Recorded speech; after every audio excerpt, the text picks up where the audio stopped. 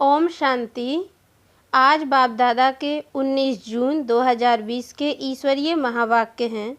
मीठे बच्चे, अभी तुम्हें निंदा, स्तुति, मान अपमान, दुख सुख सब कुछ सहन करना है। तुम्हारे सुख के दिन अभी समीप आ रहे हैं। प्रश्न: बाप अपने ब्राह्मण बच्चों को कौन सी एक वार्निंग देते हैं? उत्तर: बच्चे कभी भी बाप से रूठना नहीं। अगर बाप से रूठेंगे तो सदगति से भी रूठ जाएंगे। बाप वार्निंग देते हैं, रूठने वालों को बड़ी कड़ी सज़ा मिलेगी। आपस में या ब्राह्मणी से भी रूठे तो फूल बनते बनते कांटा बन जाएंगे। इसलिए बहुत बहुत खबरदार रहो। गीत: धीरज धर मनवा। ओम शांति। मीठे मीठे सिकी लदे बच्चों ने गीत सुना। तुम बच्चों के जो भी जन्म जन्मांतर के दुख हैं सब दूर हो जाने चाहिए। इस गीत की लाइन सुनी?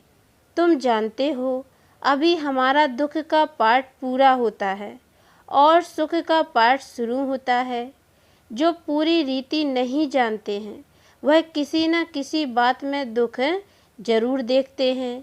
यहाँ बाबा के पास आने से भी कोई न कोई प्रकार का दुख भासेगा। बाबा समझ सकते हैं बहुत बच्चों को तकलीफ़ होती होगी। जब तीर्थ यात्रा पर जाते हैं तो कहाँ भीड़ होती है, बरसात पड़ जाती है, कभी तूफान लग जाते हैं। जो सच्चे भगत होंगे वह तो कहेंगे क्या हर्जा है, भगवान के पास जाते हैं। भगवान समझकर ही यात्रा पर जाते हैं। ढेर के ढेर भगवान हैं मनुष्यों के, तो जो अच्छे मजबूत होते हैं वह तो कहते हैं हर्जा नहीं। अच्छे काम में हमेशा विघ्न पड़ते हैं, वापस लौटकर थोड़े ही जाएंगे। कोई कोई तो लौट भी जाते हैं। कभी विघ्न पड़ते हैं, कभी नहीं भी पड़ते हैं। बाप कहते हैं बच्चे, यह भी तुम्हारी यात्रा है। तुम कहेंगे हम बेहद के बाप पास जाते हैं। वह बाप सबके दुख हरने वाला है, यह निश्चय है। आजकल देखो मधुबन में कितनी भीड़ है। बाबा को औना रहता है, बहुतों को तकलीफ भी होती होगी। पट में सोना पड़ता है। बाबा थोड़ी ही चाहता है बच्चों को पट में सुलाएं, परंतु ड्रामा अनुसार भीड़ हो गई है। कल्प पहले भी हुई थी, फिर होगी। इसमें कोई दुख नहीं होना चाहिए। यह भी जानते हैं पढ़ने वाले कोई तो राजा बनेंगे, कोई फिर रंक भी बनेंगे। कोई का ऊंचा मर्तबा, कोई का कम, परंतु सुख जरूर होगा। यह भी बाबा जानते हैं। कोई बहुत कच्चे हैं जो कुछ भी सहन नहीं कर सकते हैं। उन्हों को कुछ तकलीफ होगी, कहेंगे हम तो नाहक आए, या कहेंगे हमको ब्राह्मणी जोर करके ले आई है। ऐसे भी होंगे जो कहेंगे हमको ब्राह्मणी ने नाहक फंसाया, पूरी पहचान नहीं की, विश्वविद्यालय में आए हैं। इस समय की पढ़ाई से कोई तो राव बनेंगे, कोई रंक भी बनने वाले हैं भविष्य में। यहाँ के रंक और राव में और वहाँ के रंक राव में रात दिन का फर्क होता है। यहाँ के राव भी दुखी हैं तो रंक भी दुखी हैं। वहाँ दोनों सुखी रहते हैं। यहाँ तो है ही पतित बिकारी दुनिया। भल किसके पास बहुत धन है, बाप समझाते हैं यह धन माल सब मिट्टी में मिल जाना है। यह शरीर भी खत्म हो जाएगा, आत्मा तो मिट्टी में नहीं मिलती। कितने बड़े बड़े साहूकार हैं, बिरला जैसे, परंतु उनको क्या पता कि अब यह पुरानी दुनिया बदल रही है। मालूम होता तो फट से आ जाते। कहते हैं भगवान आया हुआ है, फिर भी जाएंगे कहाँ, सिवाय बाप के कोई को सदगति मिल न सके। अगर कोई रूठ गया तो कहेंगे सदगति से रूठ गया। ऐसे बहुत रूठते रहेंगे, गिरते रहेंगे। आश्चर्यवत सुनंती निश्चय होवंती।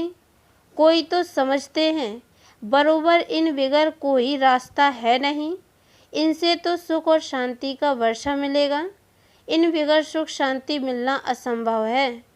जब धन बहुत हो तब तो सुख मिले, धन में ही सुख होता है ना। वहाँ मूल वतन में तो आत्माएं शांति में बैठी हैं। कोई कहे हमारा पाठ नहीं होता तो सदैव हम वहाँ रहते, परंतु ऐसे कहने से थोड़े ही होगा। बच्चों को समझाया गया है, यह बना बनाया खेल है। बहुत हैं जो किसी न किसी संशय में आकर छोड़ जाते हैं, ब्राह्मणी से रूठ जाते हैं या आपस में रूठकर पढ़ाई छोड़ देते हैं। अभी तुम यहाँ फूल बनने के लिए आए हो, महसूस करते हो बरोबर हम कांटे से फूल बन रहे हैं। फूल जरूर बनना है। कोई को कुछ संशय है, फलाना यह करते हैं, यह ऐसे हैं, इसलिए हम नहीं आएंगे, बस रूठ कर जाए घर में बैठ जाते हैं। बाप कहते हैं और सबसे तो भले रूठो, लेकिन एक बाप से कभी नहीं रूठना। बाबा वार्निंग देते हैं, सजाएं बहुत कड़ी हैं। गर्भ में भी जो सजाएं मिलती हैं सब साक्षात्कार कराते हैं, बगैर साक्षात्कार के सजा मिल नहीं सकती। यहाँ का भी साक्षात्कार होगा। तुमने पढ़ते पढ़ते आपस में लड़ झगड़ कर रूठ कर पढ़ाई छोड़ दी थी। तुम बच्चे समझते हो हमको फादर से पढ़ना है, पढ़ाई कभी छोड़नी नहीं है। तुम यहाँ पढ़ते ही हो मनुष्य से देवता बनने के लिए। ऐसे ऊंचते ऊंच बाप के पास तुम मिलने आते हो, कभी जास्ती आ जाते हैं। ड्रामा अनुसार कुछ तकलीफ हो पड़ती है। बच्चों को अनेक तूफान आते हैं, फलानी चीज़ ना मिली, यह नहीं मिला, यह तो कुछ भी नहीं है। जब मौत का समय आएगा तो अज्ञानी मनुष्य कहेंगे हमने क्या गुनाह किया है, नाहिक जो हमें मारते हैं। उस पिछाड़ी के पाठ को ही कहा जाता है खूने नाहिक पाठ। अचानक बॉम्ब से गिरेंगे, ढेर के ढेर मरेंगे, यह खूने नाहिक हुआ ना। अज्ञानी मनुष्य ऐसे चिल्लाएंगे। तुम बच्चे तो बहुत खुश होते हो क्योंकि तुम जानते हो इस दुनिया का विनाश होना ही है। अनेक धर्मों का विनाश ना हो तो एक सत्य धर्म की स्थापना कैसे होगी। सतयुग में एक आदि सनातन देवी देवता धर्म था। किसको क्या पता सतयुग आदि में क्या था। यह है पुरुषोत्तम संगम युग। बाप आए ही हैं सबको पुरुषोत्तम बनाने, सबका बाप है ना। ड्रामा को तो तुम जान गए हो, सब तो सतयुग में नहीं आएंगे। इतनी करोड़ों आत्माएं सतयुग में थोड़ी ही आएंगी। यह है डिटेल की बातें हैं। बहुत बच्चियां हैं जो कुछ भी समझती नहीं है, भक्ति मार्ग के हिरे हुए हैं, ज्ञान बुद्धि में बैठ न सकें। भक्ति की आदत पड़ी हुई है। कहते हैं भगवान क्या नहीं कर सकता, मरे हुए को जिंदा कर सकते हैं। बाबा के पास आते हैं, कहते हैं फलाने मनुष्य ने मरे हुए को जगाया, तो क्या भगवान नहीं कर सकता है। कोई ने अच्छा काम किया तो बस उसकी महिमा करने लग पड़ते हैं, फिर उनके हजारों फॉलोअर्स बन जाएंगे। तुम्हारे पास तो बहुत थोड़े आते हैं। भगवान पढ़ाते हैं, फिर इतने थोड़े क्यों। ऐसे बहुत कहते हैं, अरे यहाँ तो मरना होता है, वहाँ तो कनरस है। बड़े भपके से बैठ गीता सुनाते हैं, भगत लोग सुनते हैं। यहाँ कनरस की बात नहीं, तुमको सिर्फ कहा जाता है बाप को याद करो। गीता में भी यह अक्षर है मन मना भव। बाप को याद करो तो विकर्म विनाश होंगे। बाप कहते हैं अच्छा ब्राह्मणी से व सेंटर से रूठ जाते हो। अच्छा यह तो काम करो और संग तोड़ अपने को आत्मा समझो। एक बाप को याद करो, बाप ही पतित पावन है। बस बाप को याद करते रहो, स्वदर्शन चक्र फिराते रहो। इतना याद किया तो भी स्वर्ग में जरूर आएंगे। स्वर्ग में ऊंच पद तो पुरुषार्थ के अनुसार ही मिलेगा। प्रजा बनानी पड़े, नहीं तो राजाई किस पर करेंगे। जो बहुत मेहनत करते हैं ऊंच पद भी वही पाएंगे। ऊंच पद के लिए कितना माथा मारते हैं।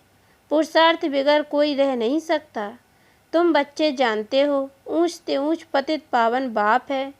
मनुष्य महिमा भल गाते हैं, परंतु अर्थ नहीं समझते हैं। भारत कितना साहूकार था। भारत है स्वर्ग, वंडर ऑफ वर्ल्ड। वह 7 वंडर्स माया के हैं। सारे ड्रामा में ऊंच से ऊंच है स्वर्ग, नीच ते नीच है नरक। अभी तुम बाप के पास आए हो, जानते हो मीठा बाबा इतना ऊंच से ऊंच ले जाते हैं, उनको कौन भूलेंगे। भल कहाँ भी बाहर जाओ, सिर्फ एक बात याद रखो, बाप को याद करो। बाप ही श्रीमत देते हैं, भगवान बाच, ना कि ब्रह्मा भगवान बाच। बेहद का बाप बच्चों से पूछते हैं, बच्चे हम तुमको इतना साहूकार बनाकर गए, फिर तुम्हारी दुर्गति कैसे हुई। परंतु सुनते ऐसे हैं जैसे कुछ भी समझते नहीं। तो बच्चों को थोड़ी तकलीफ होती है, दुख सुख स्तुति निंदा भी सब सहन करना पड़ता है। यहाँ के मनुष्य देखो कैसे हैं, प्राइम मिनिस्टर को भी पत्थर मारने में देरी नहीं करते हैं। कहते हैं स्कूल के बच्चों का न्यू ब्लड है, बहुत महिमा करते हैं उनकी, समझते हैं यह फ्यूचर का न्यू ब्लड है। परंतु वही स्टूडेंट दुख देने वाले निकल पड़ते हैं, कॉलेजों को आग लगा देते हैं, एक दो को गाली देते रहते हैं। बाप समझाते हैं दुनिया का क्या हाल है। ड्रामा का एक्टर होकर भी ड्रामा के आदि मध्य अंत और मुख्य एक्टर आदि को नहीं जानते हैं, तो उन्हें क्या कहें। बड़े से बड़ा कौन है, उसकी बायोग्राफी तो जाननी चाहिए ना। कुछ भी नहीं जानते। ब्रह्मा विष्णु शंकर का क्या पार्ट है, धर्म स्थापकों का क्या पार्ट है। मनुष्य तो अंधश्रद्धा में आकर सबको प्रीसेप्टर कह देते हैं। गुरु तो वह जो सद्गति करता है। अब सर्व का सद्गति दाता तो एक ही परमपिता परमात्मा है, वह परम गुरु भी है, फिर नॉलेज भी देते हैं। तुम बच्चों को पढ़ाते भी हैं, उनका पार्ट ही वंडरफुल है। धर्म भी स्थापन करते हैं और सभी धर्मों को खलास भी करते हैं। और तो सिर्फ धर्म स्थापन करते हैं, स्थापना और विनाश करने वाले को ही गुरु कहेंगे ना। बाप कहते हैं मैं कालों का काल हूँ। एक धर्म की स्थापना और बाकी सभी धर्मों का विनाश हो जाएगा, अर्थात इस ज्ञान यज्ञ में स्वाहा हो जाएंगे। फिर न कोई लड़ाई लगेगी, न यज्ञ रचा जाएगा। तुम सारे विश्व के आदि मत दंत को जानते हो, और तो सब नैति नैति कहते हैं। तुम ऐसे थोड़ी ही कहेंगे, बाप बिगर और कोई समझा ना सके। तो तुम बच्चों को बड़ी खुशी होनी चाहिए, परंतु माया का सामना ऐसा होता है जो याद ही मिटा देती है। तुम बच्चों को दुख सुख मान अपमान सहन करना है। यूं तो यहाँ कोई अपमान किया नहीं जाता। अगर कोई भी बात है तो बाप को रिपोर्ट करनी चाहिए। रिपोर्ट नहीं करते तो बड़ा पाप लगता है। बाप को सुनाने से झट उनको सावधानी मिलेगी। इस सर्जन से छिपाना नहीं चाहिए, बड़ा भारी सर्जन है। ज्ञान इंजेक्शन, इनको अंजन भी कहते हैं। अंजन को ज्ञान सुरमा भी कहा जाता है। जादू आदि की तो बात ही नहीं है। बाप कहते हैं मैं आया हूँ तुमको पति से पावन होने की युक्ति बताने। पवित्र नहीं बनेंगे तो धारणा भी नहीं होगी। इसी काम के कारण ही फिर पाप होते हैं। इन पर जीत पानी है। खुद ही विकार में जाता होगा तो दूसरे कोई को कह नहीं सकेंगे, वह तो महापाप हो जाए। बाप कहानी भी सुनाते हैं। पंडित ने कहा राम राम कहने से सागर पार हो जाएंगे। मनुष्य समझते हैं पानी का सागर, जैसे आकाश का अंत नहीं वैसे सागर का भी अंत नहीं पा सकते हैं। ब्रह्म महतत्व का भी अंत नहीं। यहाँ मनुष्य अंत पाने का पुरुषार्थ करते हैं, वहाँ कोई पुरुषार्थ नहीं करते। यहाँ कितना भी दूर जाते हैं फिर लौट आते हैं। पेट्रोल ही नहीं होगा तो आएंगे कैसे। यह है साइंस वालों का अति अहंकार, उससे विनाश कर देते हैं। एरोप्लेन से सुख भी है, फिर उनसे अति दुख भी है। अच्छा, मीठे मीठे सिक्की लदे बच्चों प्रति माता पिता बाप दादा का याद प्यार और गुड मॉर्निंग। रूहानी बाप की रूहानी बच्चों को नमस्ते। और हम रूहानी बच्चों की ओर से भी रूहानी माता पिता बाप दादा को याद प्यार और गुड मॉर्निंग। बाबा नमस्ते नमस्ते नमस्ते। धारणा के लिए मुख्य सार है। पहली पॉइंट है, किसी भी कारण से पढ़ाई नहीं छोड़नी है।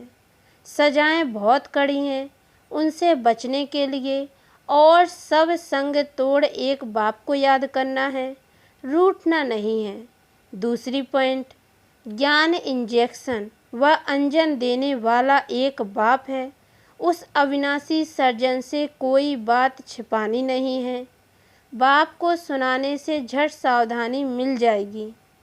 वरदान, हर एक की विशेषता को स्मृति में रखते हुए फेथफुल बन एक मत संगठन बनाने वाले सर्व के शुभ चिंतक भव। डिटेल है, ड्रामा अनुसार हर एक को कोई न कोई विशेषता अवश्य प्राप्त है। उस विशेषता को कार्य में लगाओ तथा औरों की विशेषता को देखो। एक दो में फेथफुल रहो तो उनकी बातों का भाव बदल जाएगा। जब हर एक की विशेषता को देखेंगे तो अनेक होते भी एक दिखाई देंगे। एक मत संगठन हो जाएगा। कोई किसके गिलानी की बात सुनाए तो उसे टेका देने के बजाय सुनाने वाले का रूप परिवर्तन कर दो, तब कहेंगे शुभ चिंतक। स्लोगन है, श्रेष्ठ संकल्प का खजाना ही श्रेष्ठ प्रारब्ध व ब्राह्मण जीवन का आधार है।